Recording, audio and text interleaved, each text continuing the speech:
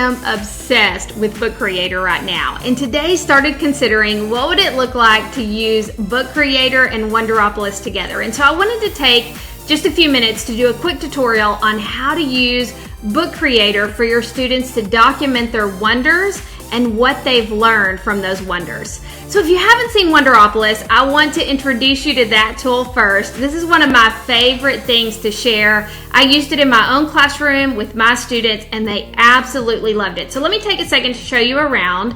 This is Wonderopolis, and today's wonder is how are fireworks made, which is really appropriate. Today's July 4th. So every day they post a wonder of the day. And so I'm gonna click on this so you can kind of see what it looks like. This is the wonder of the day, how are fireworks made? And as I scroll down, you can see that they kind of start with some questions. So to get the students excited about what they're about to learn, there are videos and images for them to kind of see what they're learning about. And then there is the article. Now, there are several features in Wonderopolis that I absolutely love and think they are so beneficial for today's learners in the classroom, and so, or outside of the classroom. They can use Wonderopolis anywhere. I had so many students who their parents would come to me and say, my kids are obsessed with Wonderopolis. They check it out at home, they do it in the car, all of those things. So as I scroll down, you can see there's a couple of different things happening. First of all, there are some words in green. If the word is in green, they can click on it and it takes them to a different wonder about that topic. So they're able to kind of just dig really deep so they can take their learning beyond that one wonder, which I think is awesome.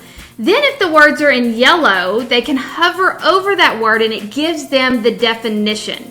So learning those vocabulary words and being exposed to them is really important. And so over here, there is also a Wonder Words Challenge. So it takes those words that they learned throughout the article, and now they can kind of do a little challenge to figure out, did you learn what they mean, by dragging the word to its definition. So lots of fun, a great way for students to kind of practice those vocabulary words and just to be exposed to some new words that they're probably not using or hearing every single day.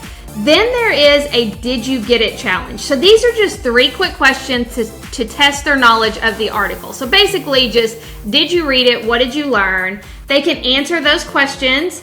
And then at the end of the article, there are try it out ideas. So now that you've learned this, what are you going to do with it?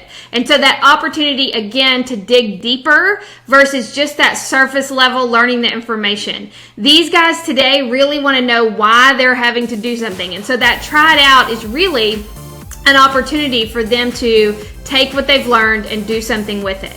Now, one more thing I want to show you, right here in Wonderopolis, there is an opportunity for them to listen to the article or have it read out loud. I absolutely love that because even your students who are not great readers, who struggle, or maybe even younger students who aren't able to read yet, can listen to the wonder, have it read aloud to them so that they can still experience Wonderopolis with the rest of the class. Okay, now, that is the wonder of the day, but you can also search Wonderopolis. So your students you can give them the opportunity to really explore whatever wonders they are interested in. And obviously, as someone who believes that every student deserves an opportunity to pursue their passions during the school day, I love that they can search their own wonders here, search for their own wonders. So let's say I want to learn more about dogs. I'm going to search that. Now these are all of the wonders about dogs. Such a cool research tool for younger students. You know that it's safe. Just a lot of great information. And so many different ways you can use this. Wonder of the day. They can search for their own wonder. All of those different features. Now, what does this look like with Book Creator? So let me show you kind of what I created. I'm telling you guys, I did this in about 5 or 10 minutes. So easy to do. So over here, I'm gonna hop into Book Creator. I just really quickly created a My Book of Wonders. You could call this whatever you want, totally up to you. But let me show you kind of what it looked like and how I created it. So this was my title, my cover of the book. And then I just created this, I created one page. And so I asked them to share their wonder title, so they would type their wonder whatever it is that they did, whether it was the wonder of the day or you let them explore on their own. Then I asked them to share 2 words that they learned and their definitions. So if they're older students and they're doing this, they're going to insert text and they're going to type in their definition here. And they're going to drop it in here, right? Just like that. Now, if they are, sorry, let me get out of this. If they are younger students, or maybe you want to challenge them to do this with an illustration versus using words, they could drop in an illustration using the pen.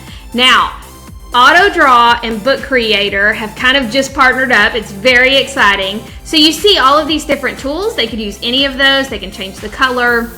Lots of fun. But right down here, you see AutoDraw. And so they can choose that. And I am going to draw a picture. I'm not an artist, clearly. So AutoDraw is great for me. I drew a picture of a house, and AutoDraw used artificial intelligence to recognize, hey, she's drawing a house. I wonder if she'd like to use one of these images. And so now I can go up here and decide, oh, I was trying to draw a doghouse. Here it is. So I can click on that, and now I can drop the doghouse right into my page in my book. So I'm going to click done. It's going to drop it in, and I can move it around to wherever I want it. So your students will absolutely love that, especially those students who don't like to draw because they feel like they're not great artists, or whatever that looks like. AutoDraw is a great option. And so I'm going to take that out so they can do their definitions here, and then over here, what did you learn from this wonder? So again, they could use words, they could use images, whatever you want that to look like.